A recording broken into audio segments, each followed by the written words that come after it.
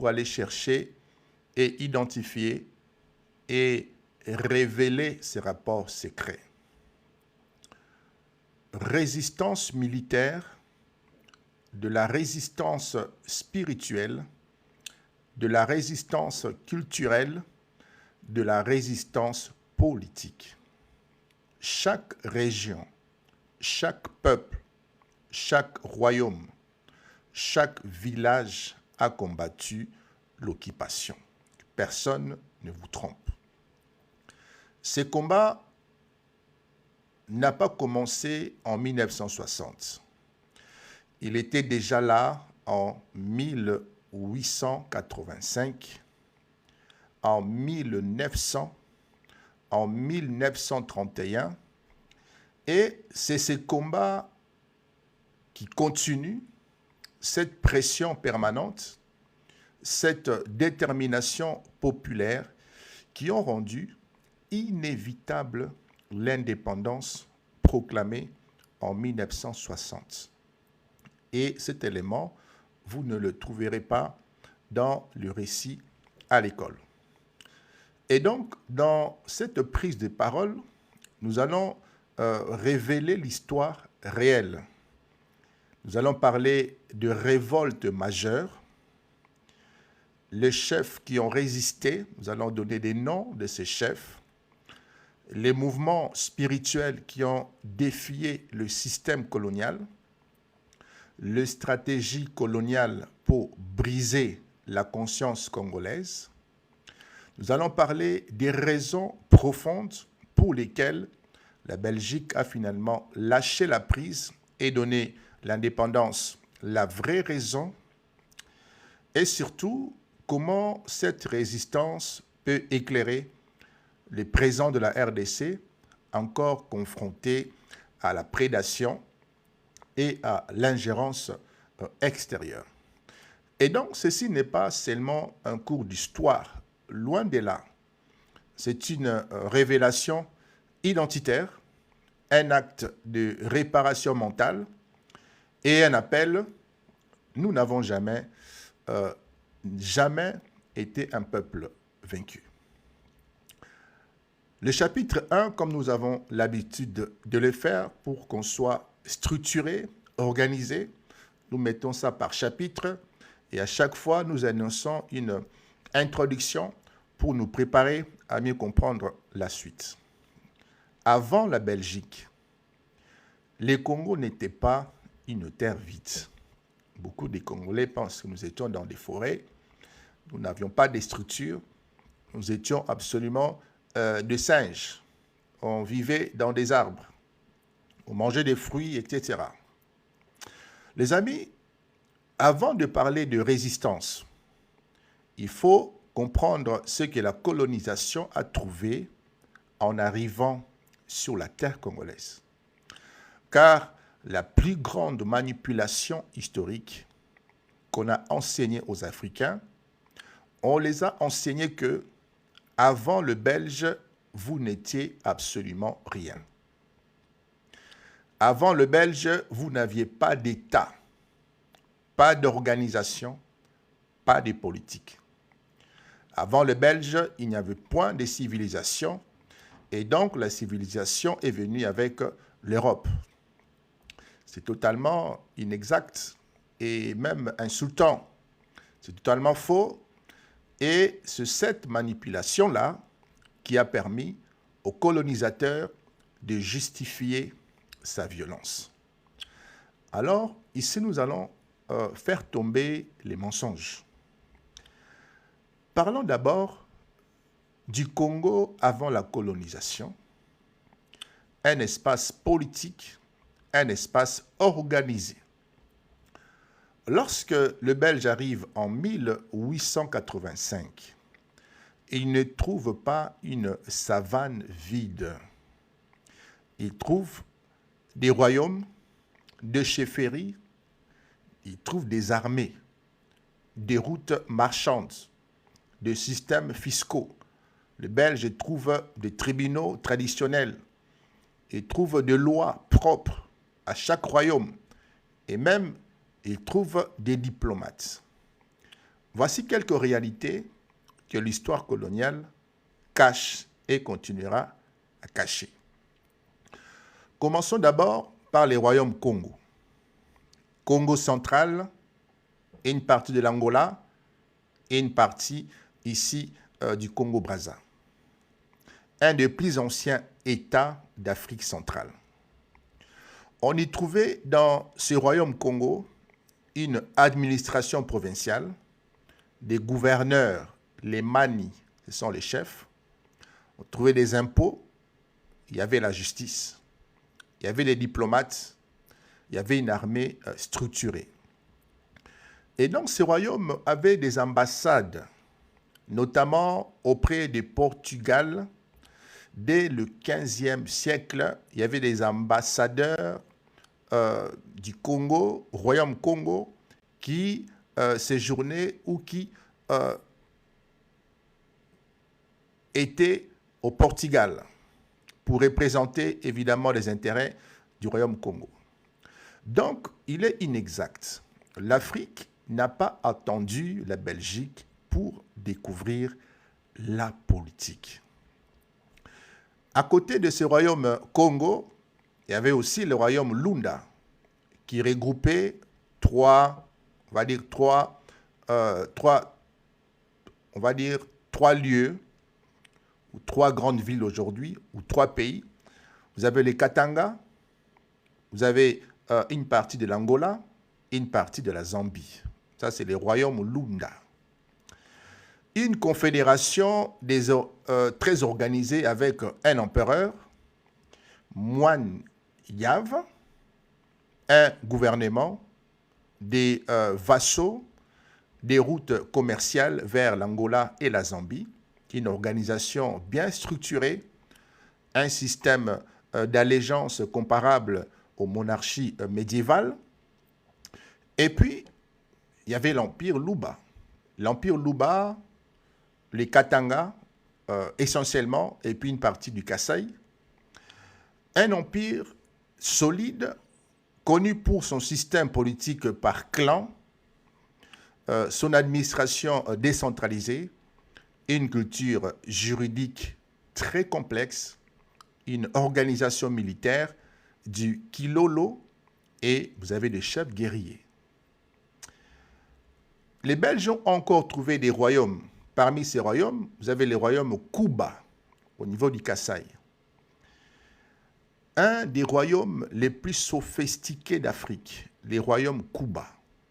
Il faut faire vos recherches pour que vous compreniez l'étendue et la technologie que ce royaume avait comme instrument. Les Belges en étaient terrifiés car les Kuba avaient un roi, une assemblée aristocratique, des artistes. Les royaumes Kuba avaient des ingénieurs, des sculpteurs. Ces royaumes avaient une architecture complexe, une armée locale. Et les Belges écrivaient eux-mêmes, les Kuba sont les plus difficiles à soumettre. Et puis, au-delà de ces royaumes que j'ai énumérés ici, vous avez les Yaka, les Olo, les Suku, les Pende, les Tetela, les Yansi et bien d'autres.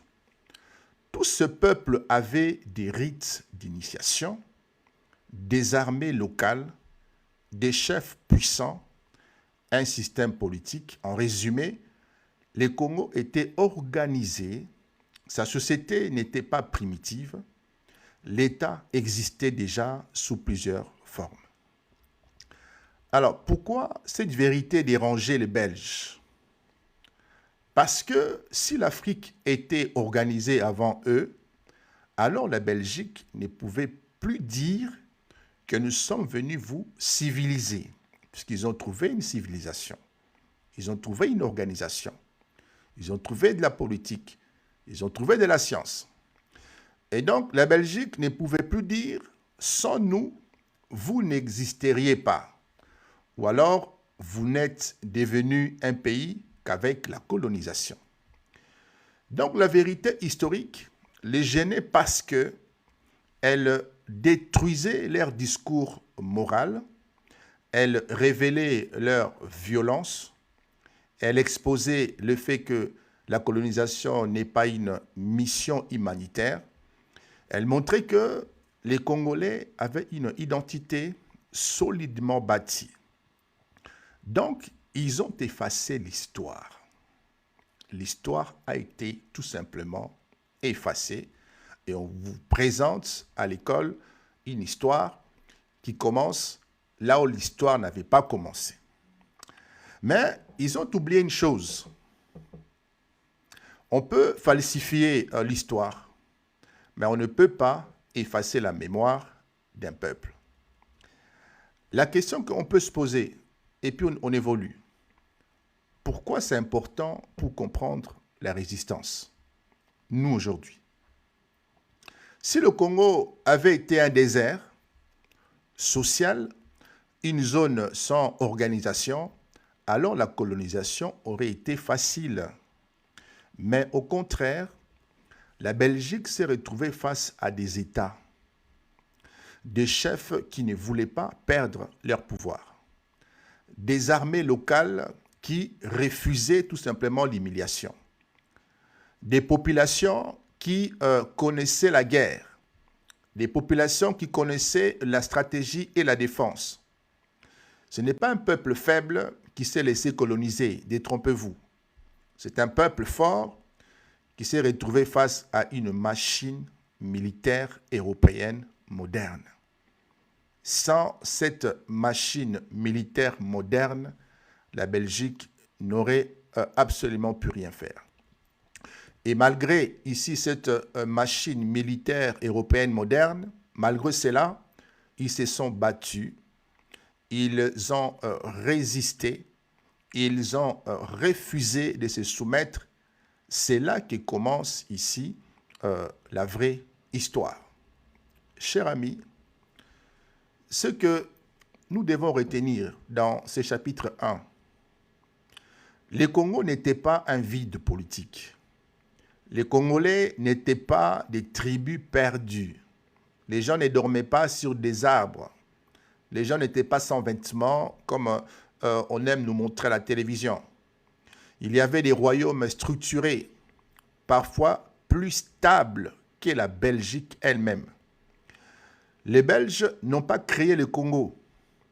Ils ont voulu casser quelque chose qui existait déjà.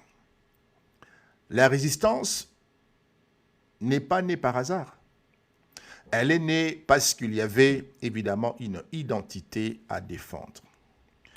Donc, ce chapitre pose les bases du reste. On ne peut comprendre la violence coloniale si on ne comprend pas la grandeur congolaise avant la colonisation. Parlons un peu des grandes violences congolaises contre le Belge entre 1885 et 1925. Qu'est-ce qui s'est passé concrètement? Ici, nous allons analyser la dimension politique, militaire, culturelle et spirituelle. Quand un peuple souffre, ce peuple-là, il se révolte. Mais quand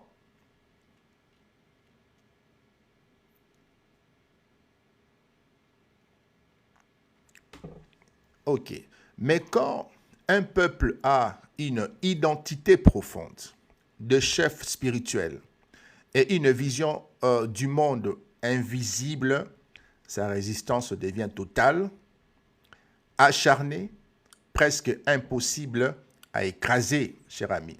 C'est ce que les Belges ont découvert au Congo. Ils pensaient trouver un peuple faible, superstitieux, primitif. Ils ont au contraire trouvé des royaumes organisés, de guerriers disciplinés, une spiritualité enracinée, une conviction profonde que les ancêtres et les esprits territoriaux défendaient la terre. Donc, les Belges ne combattaient pas seulement des hommes. Les Belges combattaient un système culturel, et spirituel complet. Nous commençons d'abord par le Yake, parce qu'ils se sont affrontés à plusieurs groupes. Les Yake, les Kwango, Kwilu, que vous connaissez, la résistance la plus violente et la plus spirituelle se passe entre le Yake et l'armée belge.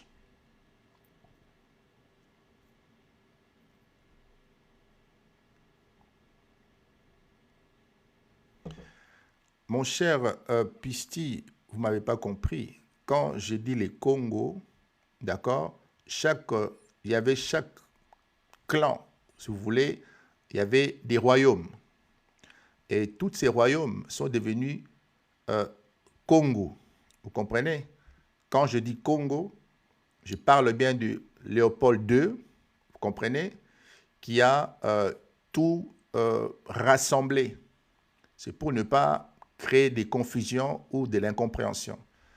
Quand je dis le Congo, je parle ici de tous les royaumes. Vous comprenez? Je ne parle pas du royaume Congo, mais je parle de ce qui est devenu Congo. Congo belge. Avant Congo belge, il y avait plusieurs royaumes. Mais pour la bonne compréhension, je parle du Congo, ok, rassemblé, fédéré par la force de la Belgique. C'est pour la bonne compréhension. Je sais qu'avant la colonisation, chaque royaume avait sa tradition, ses traditions, sa culture. Il y avait le royaume Congo, le royaume Nandé, le royaume Luba, le royaume Kuba. Voilà, il y avait cette différence-là. Et donc, ici, je parle de l'État indépendant Congo. Vous comprenez? Donc, comprenez-moi. Je cherche à être précis pour ne pas disperser la compréhension. Alors, la résistance la plus violente et la plus spirituelle, l'armée belge avec le Yaka. Leur contexte. Les Yaka étaient un peuple guerrier, discipliné, réputé pour leur organisation militaire, leur connaissance des plantes toxiques, leur chef traditionnel respecté, leur système d'initiation, les Nkanda. Pourquoi ils ont combattu le Belge? Pourquoi ont-ils combattu le Belge? Alors, les amis, c'est là que ça va se compliquer. Parce que le Belge ont imposé les caoutchoucs forcés. Les Belges ont imposé la capture des femmes comme otages.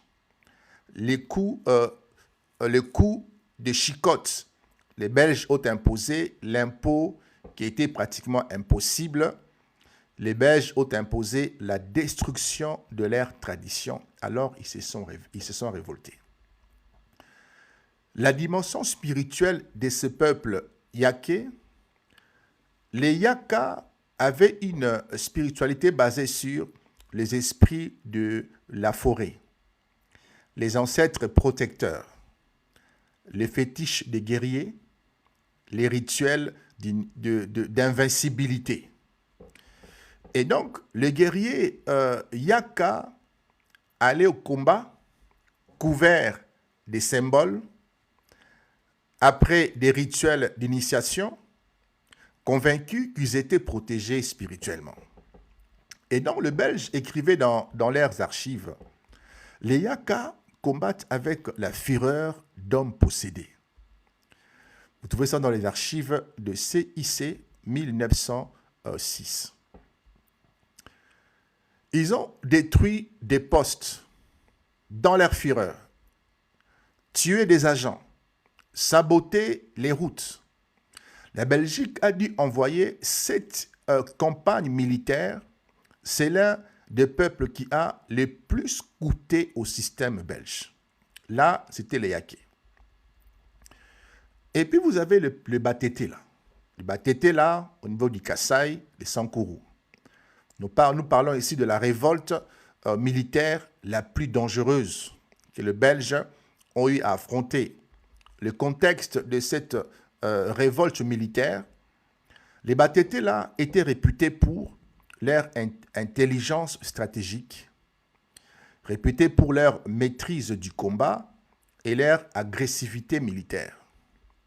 Ils étaient nombreux dans la force publique, armée coloniale. L'élément déclencheur de cette révolte, un chef Batete-là, au nom des Kassongo, est exécuté par un officier belge sur base d'accusations inventées. Les soldats Batete-là se révoltent. Ils tuent leur officier belge. Ils désertent. Ils déclenchent alors une guérilla qui va durer 13 ans. La dimension spirituelle de combattants. Les Batete-là croyaient que le chef mort exécuté par l'officier belge continuerait de le guider, que les ancêtres exigeaient réparation. Il fallait réparer ce que l'officier belge avait commis comme acte en assassinant leur supérieur ou leur chef. Les Batete croyaient que la colère des esprits des Kassongo légitimait la rébellion. Les Batete croyaient que la terre elle-même refusait la présence belge. Et donc, cette dimension spirituelle a rendu la révolte quasi mystique. L'impact de cette révolte liée à la spiritualité, la terre, les ancêtres, etc., les Belges ont failli perdre le contrôle. 13 ans de combat. 300 agents ont été exécutés. Des postes ont été détruits. Peur dans toute l'administration belge. C'est la révolte la plus stratégique de toute la colonisation. De toute la colonisation. Et puis, vous avez les Bas-Congo. Les Bas-Congo, nous sommes au niveau du Congo central, une résistance strictement politique et spirituelle, parce qu'il y avait toujours la spiritualité dans la résistance. Une résistance politique et spirituelle la plus dangereuse idéologiquement. Les contextes de cette résistance. Le royaume Congo était une civilisation brillante, très structurée. Et quand les Belges arrivent, les Bas-Congo comprennent vite que ce n'est pas de la civilisation, mais c'est la domination et la destruction de notre civilisation qui va s'imprimer ici.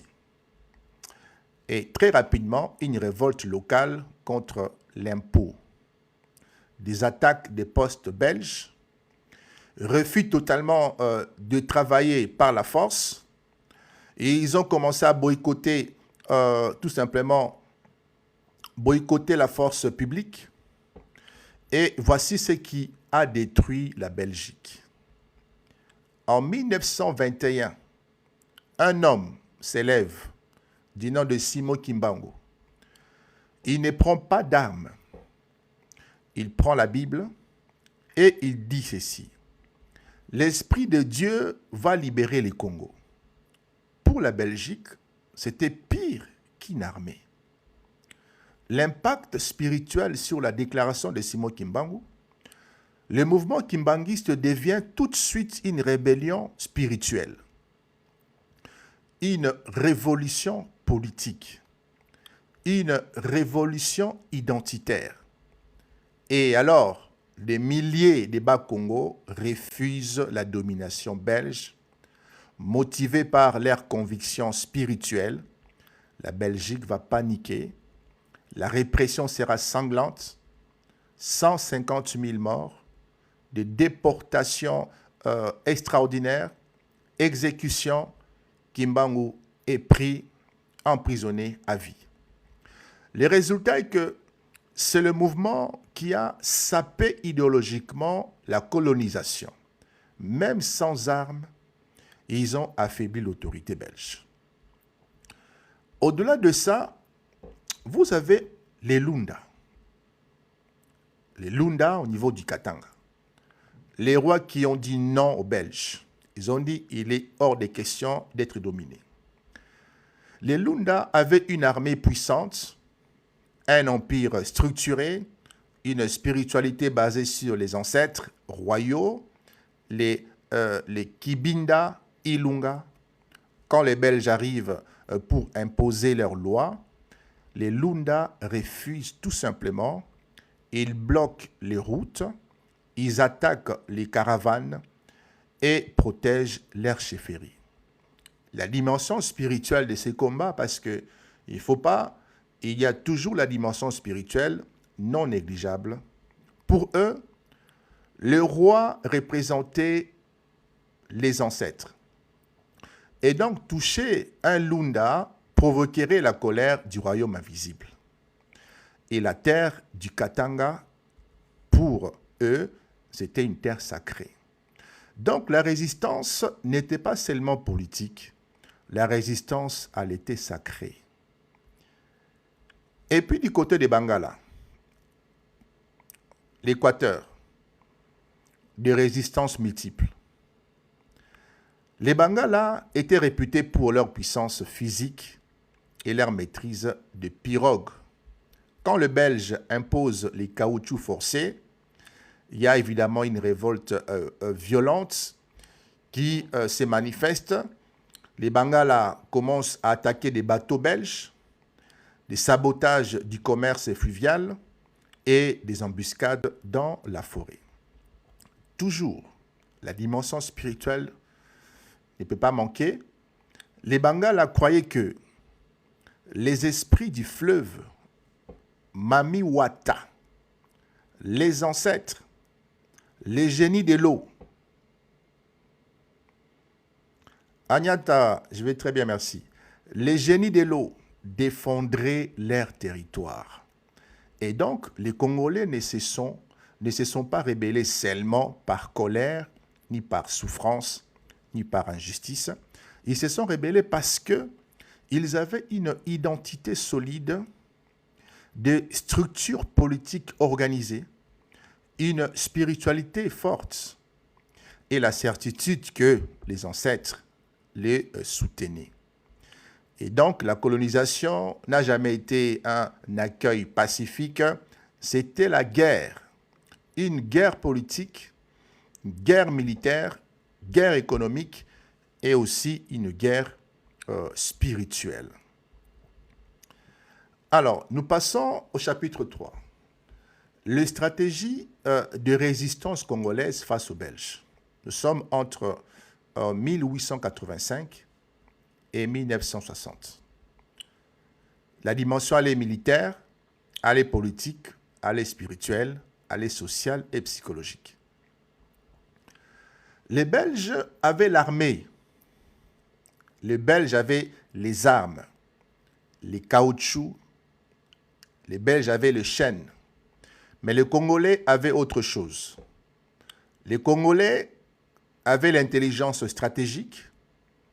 Les Congolais pouvaient s'adapter facilement parce que c'était chez eux. Les Congolais avaient la foi.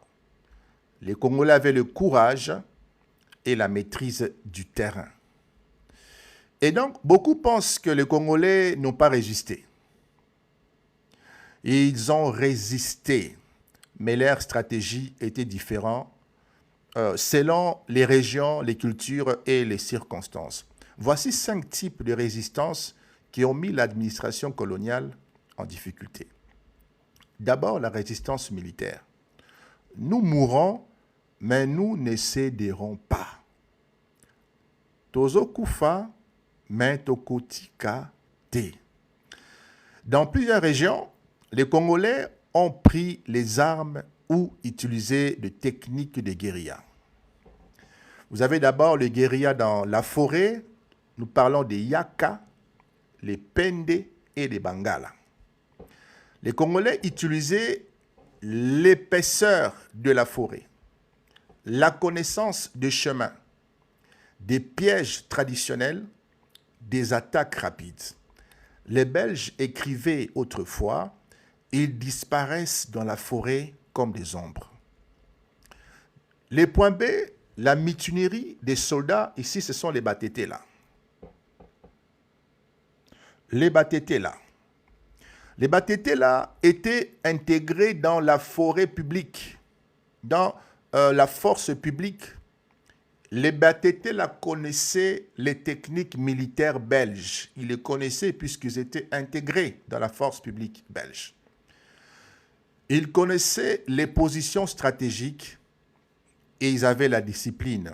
Et donc, lorsqu'ils se révoltent en 1885 contre le colon belge, ils tuent leurs officiers belges et déclenchent 13 ans de guerre. C'était une révolte militaire professionnelle. Des attaques des postes coloniaux, plusieurs peuples ont saboté les dépôts, le télégraphe, les routes, les embarcations belges. La guerre était ciblée, la guerre était avec intelligence, la guerre était stratégique. La résistance spirituelle, la terre ne vous appartient pas. C'est la dimension que les archives belges ne comprennent pas, mais qui explique tout, la dimension de la terre. Les Congolais croyaient que la terre appartient aux ancêtres. Chaque peuple a un esprit protecteur. Les étrangers ne peuvent pas dominer un territoire sans provoquer une réaction spirituelle. La stratégie spirituelle claire, des rituels d'invincibilité avant les combats, des amulettes et des symboles protecteurs, des invocations des ancêtres guerriers, interdits et tabous pour affaiblir l'ennemi.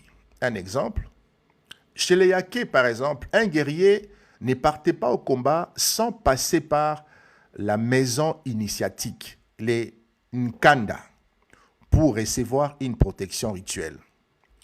Chez les Bakongo, les mouvements religieux des Nzambi et Kimpasi ont renforcé l'identité et la résistance. Chez les Tetela, la mort des Kasongo a été vue comme la colère d'un ancêtre trahi, ce qui a justifié la guerre. Et c'était une guerre invisible soutenue par une guerre visible. La résistance politique, la diplomatie dans la souffrance. Tous les Congolais n'ont pas pris les armes. Certains ont utilisé l'intelligence politique. En d'autres termes, les chefs qui négociaient, plusieurs chefs locaux négociaient pour retarder les travaux forcés, protéger leur population, manipuler les Belges en jouant sur plusieurs alliances. Et puis, les communautés qui déplacent volontairement leur village, c'était les points B, pour éviter le quota de caoutchouc ou d'impôts, certains villages disparaissaient complètement pour réapparaître ailleurs en secret. Les Belges n'arrivaient plus à mesurer la population. Les rois qui introduisent des plaintes internationales. Dans certains cas, des chefs écrivaient aux autorités européennes pour dénoncer le système. Ça a beaucoup perturbé Léopold II. Et puis la résistance sociale, la désobéissance quotidienne. Les Congolais ont aussi résisté par des actes simples mais très puissants. Les travailleurs ralentissaient volontairement. Les coûts des caoutchoucs, puisqu'ils les faisaient exprès pour ne pas atteindre ici le quota exigé par les colons. Ils ralentissaient volontairement la coupe des caoutchoucs, les transports des produits ou l'entretien des routes. C'était une stratégie. Donc la machine économique coloniale ne pouvait pas fonctionner sans eux. Ils cassaient les outils lors des travaux forcés pour ralentir l'exploitation. Des dizaines de villages entiers disparaissaient pour s'échapper aux impôts, aux violences et au travail forcé. Une réponse passive mais efficace. Il laissait volontairement mourir la culture imposée. Et la résistance psychologique ici et la culture, les Belges voulaient casser l'identité congolaise. Mais les Congolais ont résisté mentalement. Malgré l'imposition du français, les Congolais ont gardé le lingala, ont gardé les kikongo, les tsholuba, les kiswahili. Les Belges n'ont jamais pu effacer les langues.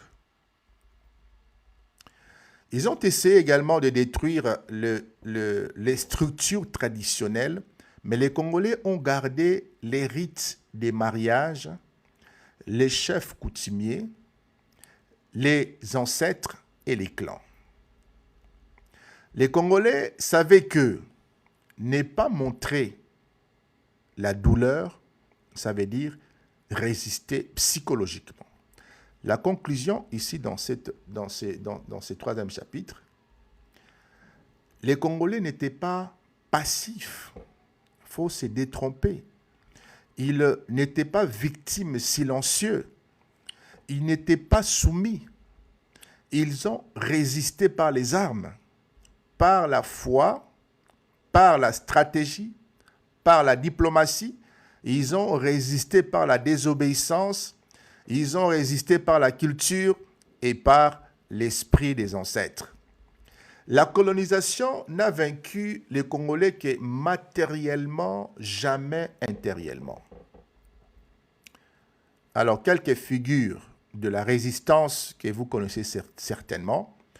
Nous avons connu des chefs, des reines, des prophètes ou prophétesses, des guerriers, des visionnaires oubliés de l'histoire officielle coloniale. Pendant longtemps, on a enseigné aux Congolais que leur histoire commençait en 1885, comme si avant Léopold II, il n'y avait absolument rien, que c'était un vide. C'est totalement faux, inexact. La résistance congolaise n'a pas commencé pendant la colonisation. Bonsoir, camarade Konito. La résistance congolaise, elle a commencé bien avant, elle a continué pendant, elle a résisté après. Voici les hommes et les femmes qui ont tenu tête à la machine coloniale les plus cruelles du 19e siècle. Nous commençons par Kimpavita. Kimpavita, en d'autres termes, Dona Béatrice, la prophétesse du Congo, 1704 à 1706. La première révolution spirituelle contre le christianisme colonial.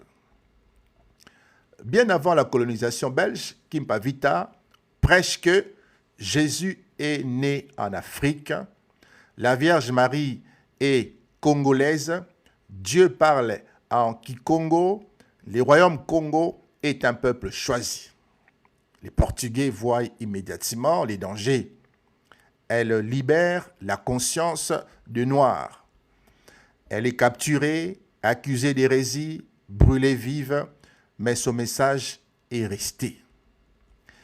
Elle est la mère du panafricanisme spirituel, avant même Marcus Garvey. Les Vaticans en parlent encore aujourd'hui comme d'une menace théologique. Pourquoi c'est important de savoir ça? Parce qu'elle montre que la résistance congolaise n'est pas que militaire, elle est d'abord spirituelle et intellectuelle. En deuxième position, vous avez un Ntsala Ouankongo, 1904, l'homme de la photo qui bouleversera le monde. Sa photo est devenue le symbole de l'horreur léopoldienne. Les Belges coupèrent la main de sa fille et de son épouse. Son image fut publiée dans le monde entier, provoquant le premier sanction internationale contre Léopold II et accélérant ici la fin de l'État indépendant du Congo. Donc Ntsala n'est pas seulement une victime, il a été un témoin dont la photo est devenue une arme contre la colonisation. vous avez aussi Lusinga Iwa Ngombe, le stratège du Tanganyika de 1884 à 1886. Roi des Tabois, redouté, tacticien, hors pair. Les Belges racontent que il combat comme s'il était entraîné par une armée européenne. Il fut trahi par les Arabes esclavagistes et décapité par les commandants belges, les maires. Les Belges exposèrent sa tête à Bruxelles comme un trophée.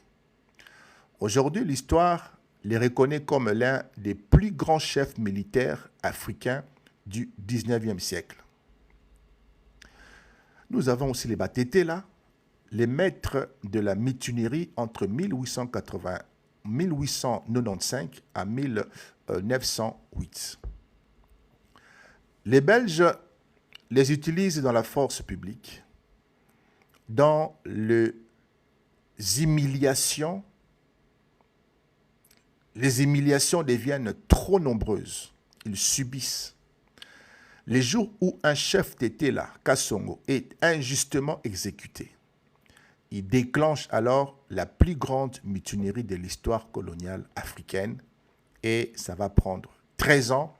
Ils attaquent les cargaisons belges, sabotent les routes, renversent les postes de commandement, contrôlent des territoires entiers. Les archives belges disent que sans les Batete là, la colonie aurait été perdue.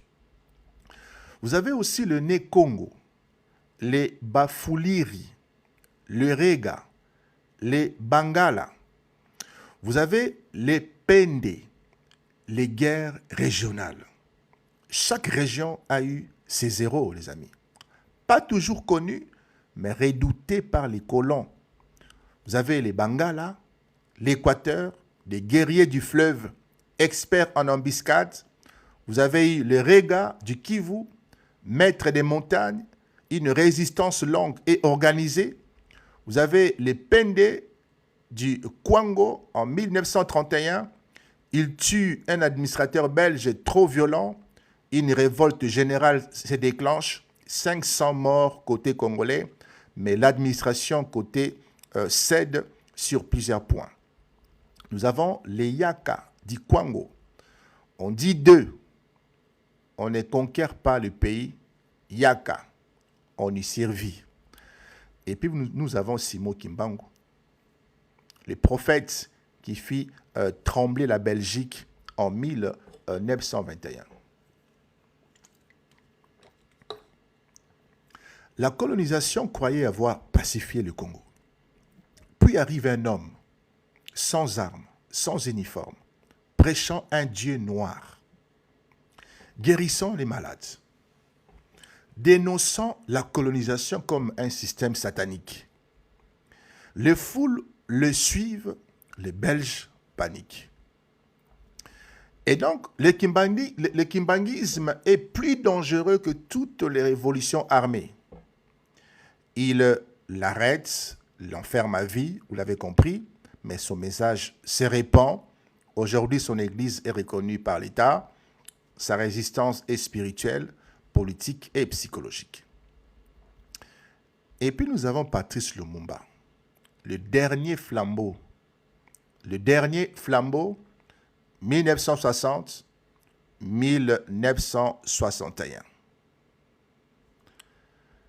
Le 30 juin 1960, devant le roi Baudouin, qui célèbre l'œuvre civilisatrice, Lumumba dit « Nous ne sommes plus vos singes. Nous sommes un peuple libre. » En une minute, il détruit 75 ans de propagande coloniale. En une minute, il brise la psychologie de domination. Il sera évidemment assassiné, mais sa parole change le monde. La conclusion ici, ce chapitre nous montre une vérité écrasante. Les Congolais n'ont jamais été dociles. Ils ont résisté pendant 400 ans, par les armes, par la foi, la diplomatie, la psychologie. L'histoire officielle les a effacés. On n'en parle pas dans les manuels, mais leur mémoire revient. Revenons un peu sur Lumumba.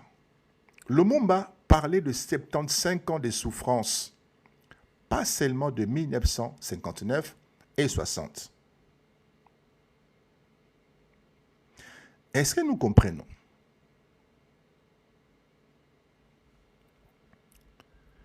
Quand Lumumba parle des coups reçus matin, midi et soir, il ne parle pas uniquement des manifestations d'indépendance. Il parle de toute la période coloniale depuis 1885, depuis l'État indépendant du Congo de Léopold II. Les mains coupées, les villages brûlés, les mutilations, les femmes prises comme otages, les enfants enlevés, le châtiment corporel. Il parle des travaux forcés pour les caoutchoucs et l'ivoire, les campagnes militaires contre les résistances congolaises. Lumumba venait de lire, étudier et analyser les révoltes des Batetela, les résistances Yaka, Pende, Mbandi, les crimes de Léopold, les crimes léopoldiens dénoncés au Parlement britannique, les milliers de témoignages récoltés par les pasteurs protestants, et il venait de lire le récit de mutilation que la Belgique avait tenté d'effacer. Il savait que l'histoire officielle belge voulait présenter le Congo comme un pays docile. Il brise alors ses mensonges. Lumumba parle aussi des humiliations quotidiennes sous la colonie. Ce que le Congolais d'aujourd'hui ne réalise pas, c'est ceci. L'indigénat, un code juridique qui permettait aux colons de fouetter un Africain sans procès.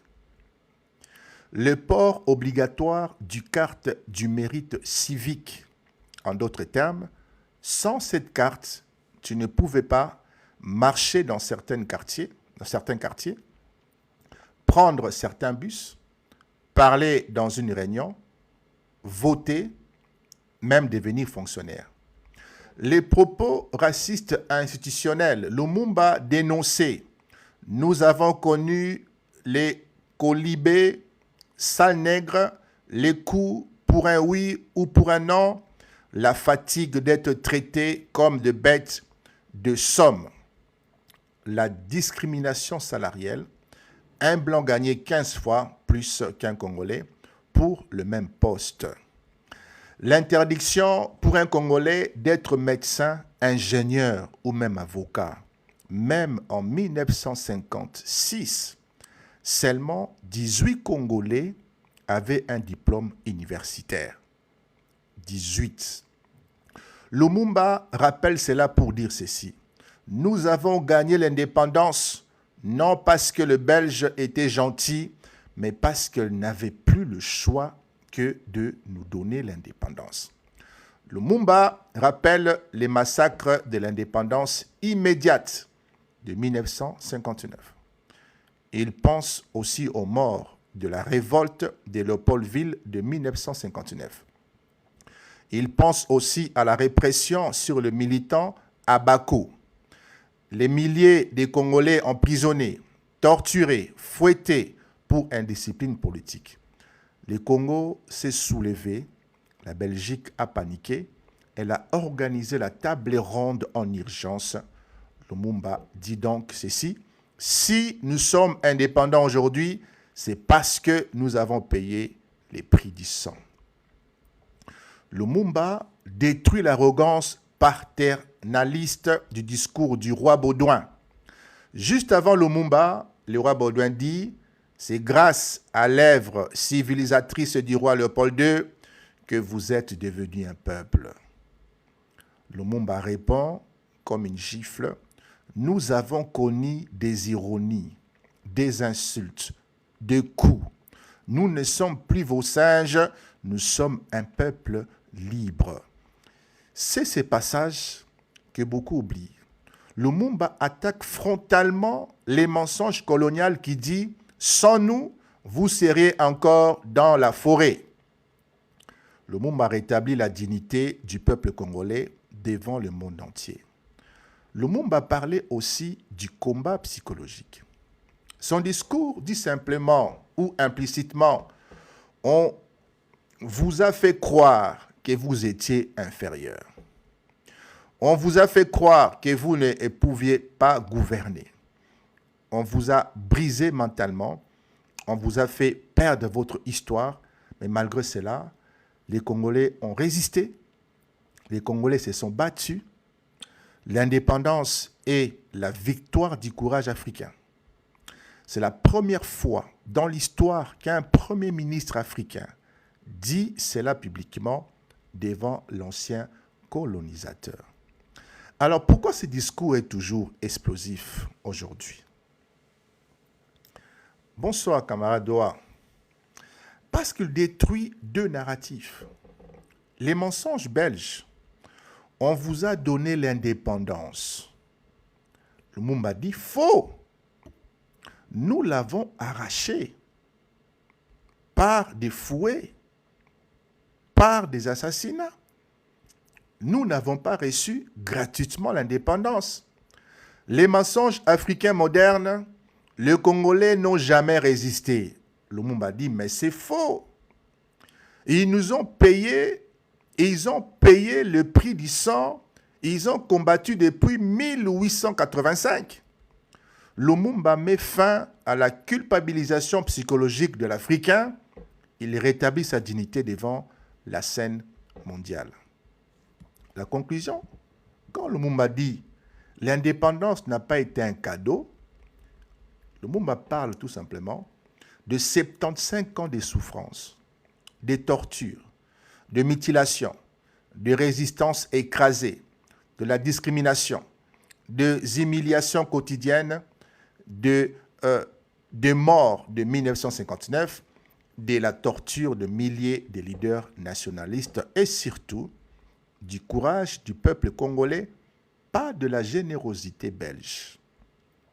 Lumumba pose la fondation d'une narration congolaise basée sur la dignité, la résistance et la vérité historique.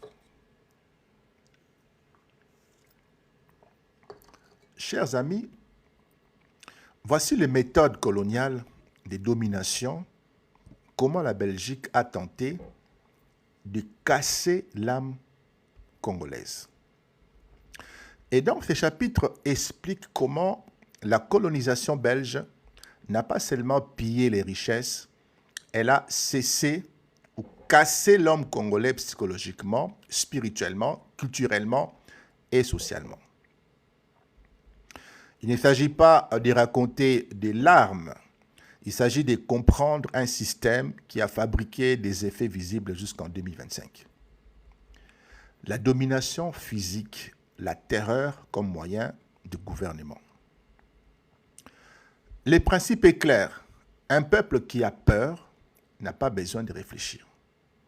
L'État indépendant du Congo, 1885-1908, ne fonctionnait pas comme une administration, mais comme une entreprise de caoutchouc. Pour forcer le Congolais à travailler gratuitement. Mutilation sur tous les mains. Prise d'otages, des villages furent brûlés, des femmes ont été emprisonnées pour obliger leurs maris de travailler, exécution publique, des impôts forcés, travail forcé, des chicottes, des fouets en peau d'hippopotame, tout ce que Lumumba dénonçait.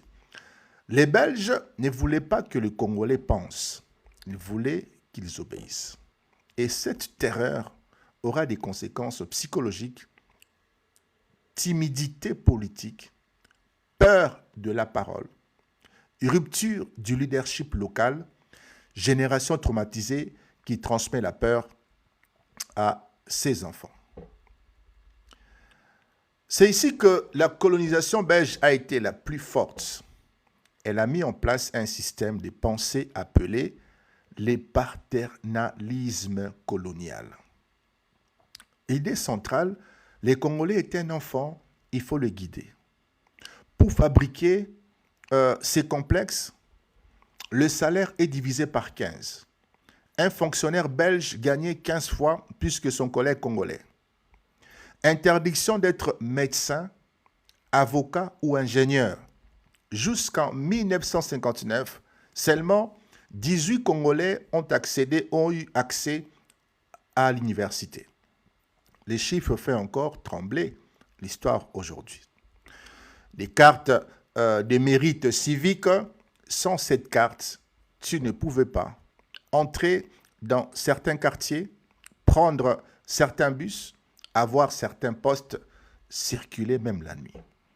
Les écoles enseignaient tout simplement, le noir ne peut pas gouverner lui-même.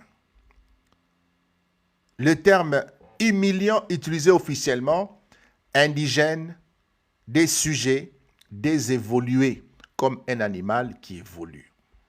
Et donc, tout est conçu pour que le Congolais doute de sa propre intelligence. Et puis, la domination spirituelle cassait la structure sacrée du peuple. Très important ici, avant la colonisation, la spiritualité congolaise était structurée. Des ancêtres, des totems, de prêtres traditionnels, les fétiches protecteurs que moi je dénonce ici, des règles morales propres, des prophètes locaux, la science de guérison, une vision de la famille et des royautés. Le Belge arrive et déclenche « Vos ancêtres sont des démons ». Vos ancêtres sont des démons, vos esprits sont des sataniques, votre identité spirituelle doit tout simplement être détruite. Le résultat est très simple, perte des repères puisqu'on vous déracine de votre spiritualité, rupture entre le peuple et ses savoirs, vide spirituel qui sera rempli par le fétichisme commercial, l'occultisme dangereux, faux prophètes, syncrétisme toxique. La colonisation ne combat pas seulement les armes, la colonisation combat aussi les croyances profondes. Et puis, la domination politique, en d'autres termes, qui va neutraliser les chefs traditionnels. Pour gouverner, les Belges doivent casser la structure autochtone. Certains chefs sont achetés. Les Belges donnaient des salaires, des uniformes, des privilèges. D'autres sont détrônés. Les chefs résistants sont exécutés, emprisonnés ou alors déportés. Les structures coutumières sont déformées. Un exemple, un chef des clans devient un administrateur colonial. Certains chefs des familles sont imposés par les Blancs. L'autorité traditionnelle perd sa légitimité et cela crée un chaos qui dure encore jusqu'à aujourd'hui. Des conflits coutumiers, des contestations d'autorité, des tensions claniques, des pertes de légitimité locale. En cinquième position, la domination économique, vider le pays de ses richesses, bien évidemment. La méthode belge est simple, prendre le terre, le roi se déclare propriétaire de tout, créer des sociétés coloniales européennes que vous connaissez, etc., enlever aux Congolais tout droit de propriété, payer les Congolais en ration, pas en salaire, exporter toutes les richesses vers, évidemment, la Belgique. Et donc, le Congo devient l'économie privée du roi. Cela crée deux conséquences durables. Les Congolais ne contrôlent pas leurs richesses. La terre ne leur appartient plus. La Belgique s'enrichit au point de bâtir Bruxelles et Anvers. Bruxelles, Anvers est bâti, construit, riche à cause du Congo. La Belgique s'enrichit au point de bâtir, construire, ériger Bruxelles et Anvers. Donc, quand vous voyez Anvers, regardez le Congo. Quand vous voyez Bruxelles, regardez le Congo. Et puis, la domination culturelle. Effacer les langues, effacer les noms, effacer l'histoire. L'objectif de Léopold II est simple. Créer un homme noir nouveau, un homme docile. Comment? Interdiction de certaines danses, interdiction de certains rituels, interdiction de certains noms indigènes, obligation d'apprendre les Français ou les Flamands. Ça s'est fait aux États-Unis. Les Noirs américains ne connaissent pas leurs noms d'origine. Ce sont tous des Michael, des Cops, etc. Les noms d'origine ont été complètement effacés. Et donc, ils ne savent même plus, ils proviennent de quel pays, de quelle région. Donc, effacement total de ce qui était autrefois les Noirs en captivité et acheminés aux États-Unis, en Amérique. Obligation d'apprendre les Français et les Flamands. Bonsoir, camarade Vanessa. Imposition des nouveaux prénoms chrétiens. Diabolisation des légendes et épopées locales. Déformation de l'histoire. Exemple, Congo présenté comme un royaume primitif.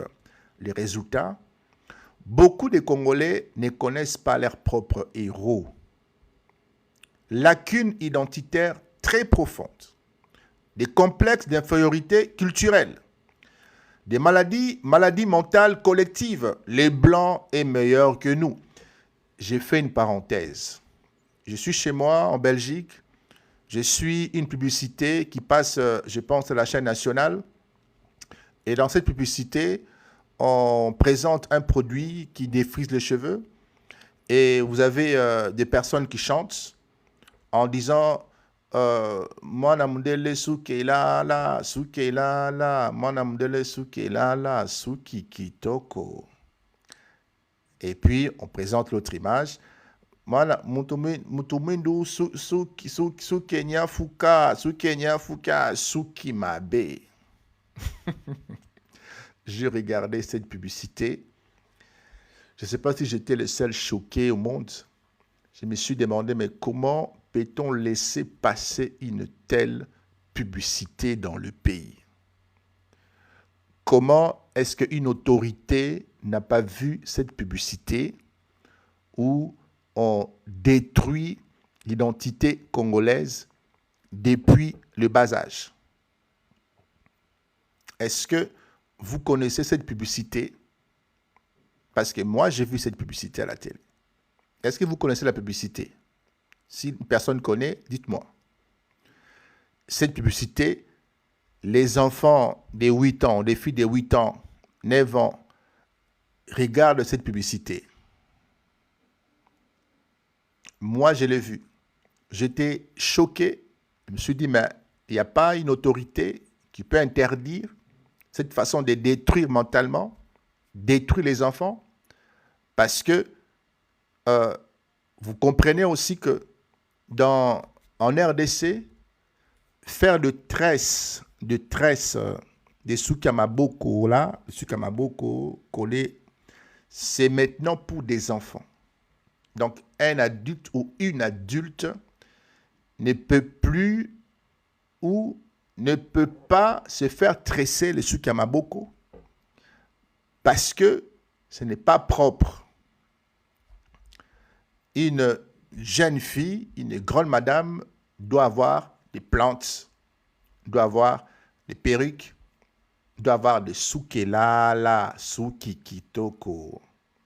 Cette publicité date, je pense, de 20 ans. Et donc, sans le savoir, cette publicité a détruit toute une génération où vous avez des jeunes dames qui ne peuvent jamais sortir dehors sans l'air soukela soukikiteko. Et donc, c'est un complexe qui est perpétré parce qu'on a, projeté l'homme blanc comme l'idéal, comme le critère de beauté.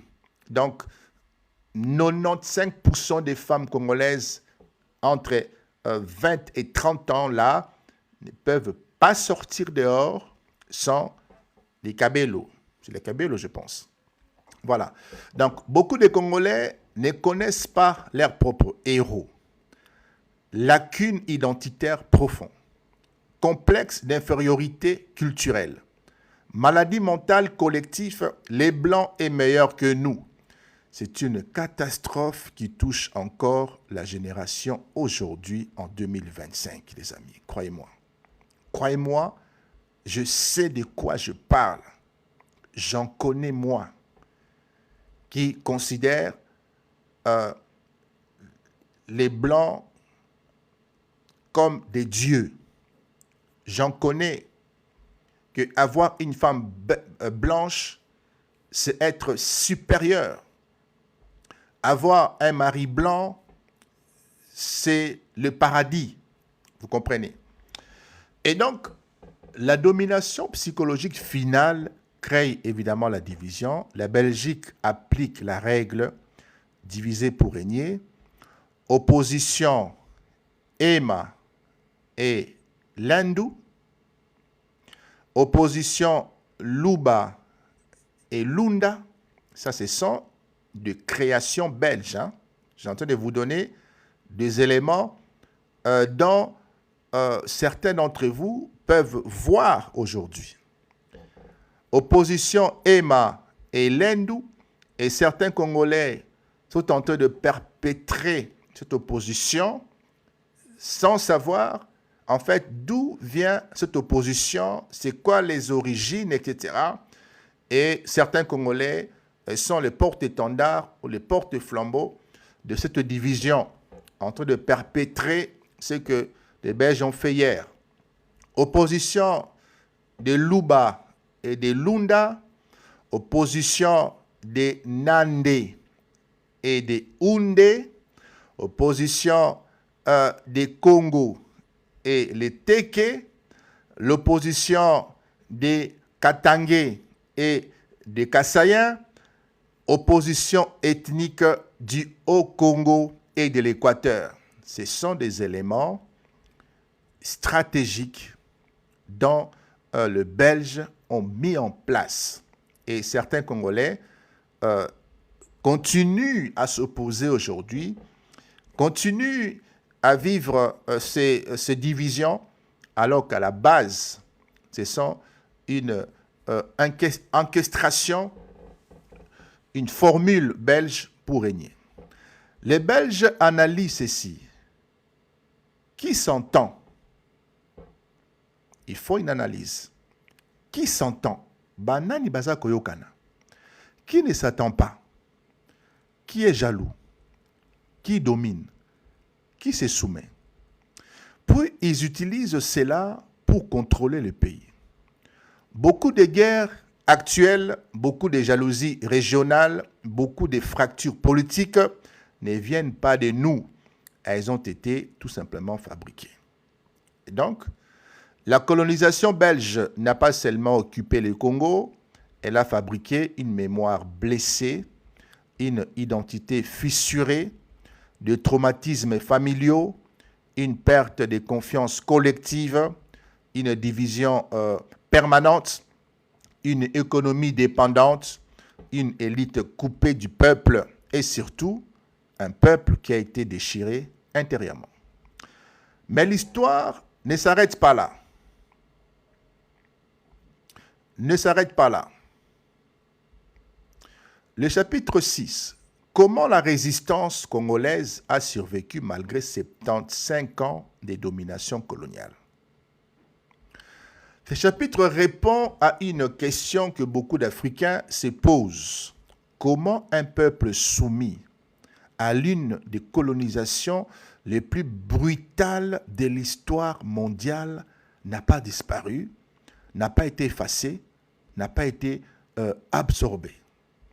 Les Congolais ont résisté, mais pas seulement avec les armes, ils ont résisté dans leur manière de parler, dans leur manière de croire, résister dans leurs chansons, dans leur tradition, résister dans leur intelligence politique, dans leur code secret, dans leur alliance spirituelle.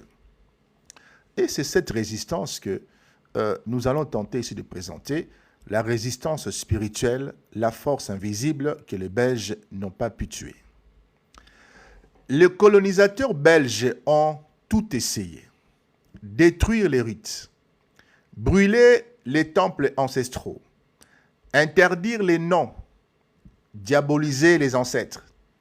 Mais les Congolais ont caché leur spiritualité dans les chants, dans les proverbes, dans les veillées nocturnes, les rites familiaux, dans les guérisseurs, les cultes doubles, mélange chrétien et ancestral, les syncrétismes.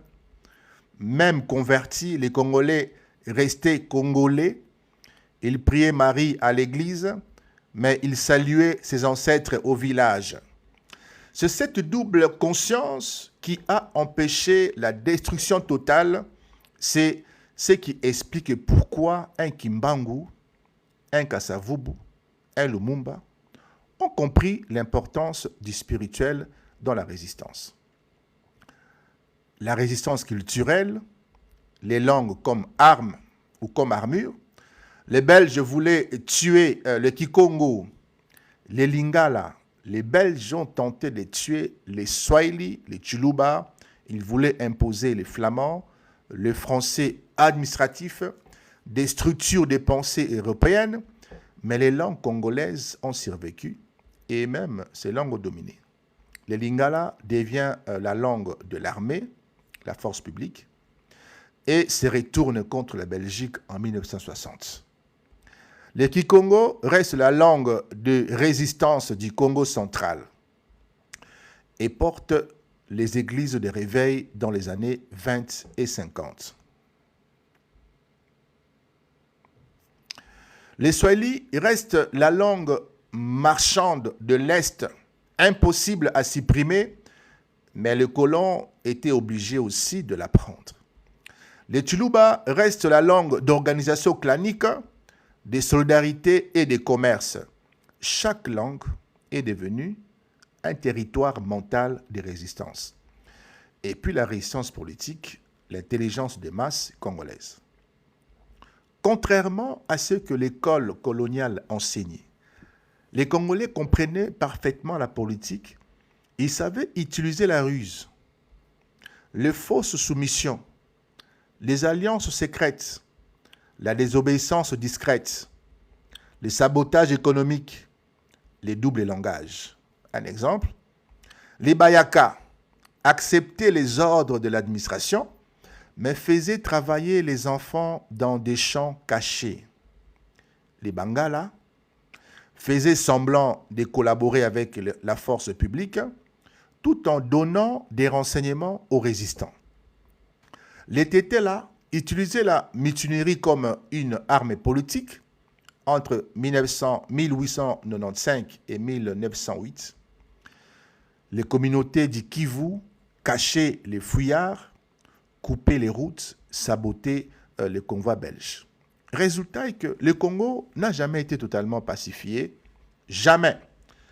Et puis la résistance intellectuelle, les premiers mouvements nationalistes, même sans école, même sans université, même avec la censure totale, les Congos ont créé des journaux clandestins, des associations culturelles, des fraternités secrètes, des cercles de lecture, des unions tribales, Kasaï, Congo, Katanga, exemple, l'Abako de Kasavubu, parti culturel qui devient parti politique. Les évolués de Léopoldville qui lisent les journaux congolais de Brazzaville pour contourner la censure. Les leaders religieux qui utilisent les églises comme école politique cachée. Les artistes et les griots qui glissent des messages anticoloniaux dans des chants. Les Belges n'ont jamais compris la force de cette université populaire. Vous avez la résistance sociale, l'entraide congolaise comme bouclier. Les colonisateurs voulaient individualiser, séparer les gens, les isoler, casser les solidarités. Mais les Congolais ont gardé les tontines, les bikitas, l'entraide collective, le funérail comme lieu de mobilisation, les familles élargies, les réseaux ethniques, les grands frères et grandes sœurs accompagnateurs. C'est cela qui empêche l'effondrement total du pays, même aujourd'hui. Les gens restent dans une forme de solidarité. La résistance des femmes, la colonne vertébrale silencieuse. Les femmes congolaises ont fait plus que résister, elles ont sauvé la société. Elles ont caché les fouillards. Elles ont maintenu les traditions. Elles ont élevé les enfants pendant que les hommes étaient envoyés en travail forcé. Elles ont transmis la langue. Elles ont gardé la mémoire de lignage. Elles ont résisté aux mariages forcés coloniaux. Et donc, une femme congolaise pouvait dire à son fils, « Tu es né d'un lion, pas d'un esclave. » C'est cela qui maintient la flamme identitaire. Et puis la résistance finale, la libération nationale, entre 1957 et 1960.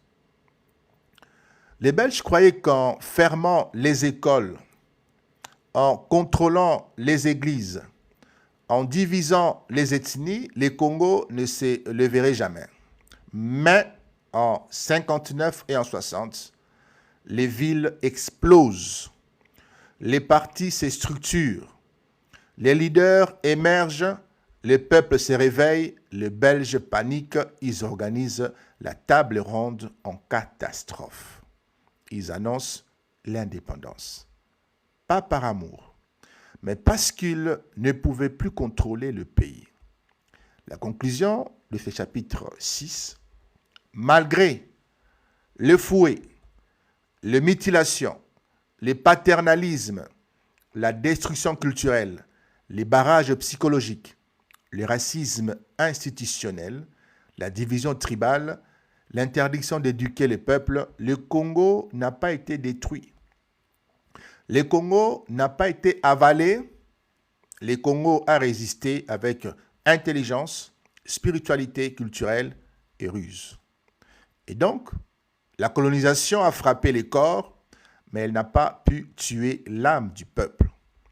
C'est cette âme qui explique pourquoi le Congo n'a jamais cessé d'être convoité. Le Congo n'a jamais cessé de résister et le Congo n'a jamais cessé d'exister. Alors, le chapitre 7 met en exergue, met en lumière les conséquences de la colonisation dans la politique moderne du Congo entre 1960 et 1925. On ne dira pas que les comportements ou la politique belge a échoué totalement. Il y a eu de rescapés, mais l'art politique a aussi injecté du poison. Voici les conséquences. Pourquoi l'indépendance n'a pas suffi à libérer la psyché, les institutions et l'économie congolaise? La colonisation ne s'est pas arrêtée en 1960. Elle s'est transformée. Ces chapitres expliquent comment les blessures et les structures coloniales ont produit les conflits politiques, la corruption, les divisions ethniques, la dépendance économique, la fragilité institutionnelle, les rébellions récurrentes et même l'ingérence internationale permanente.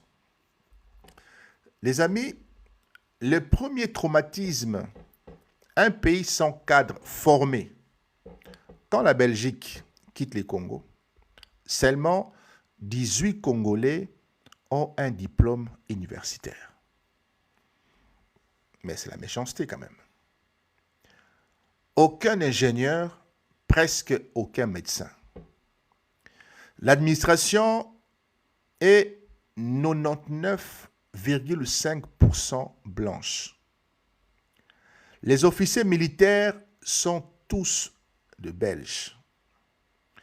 Le chef de régie de chemin de fer, de port, d'énergie sont tous des Belges, des Blancs.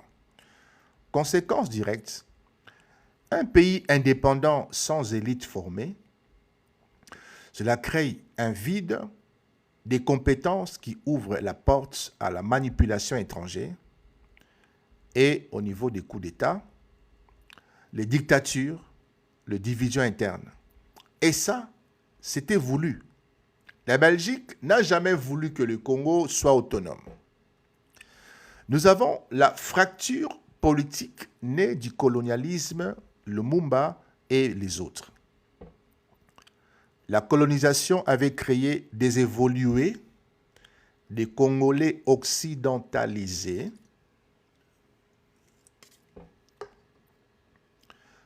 des traditionalistes,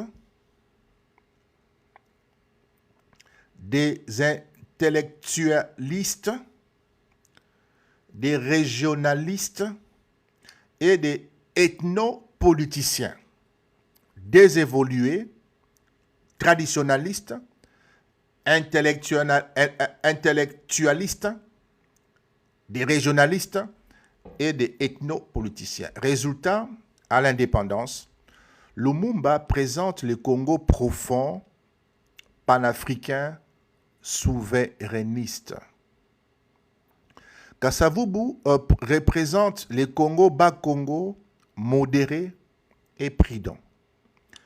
Tshombe représente le Congo katangé, sécessionniste, pro-occidental.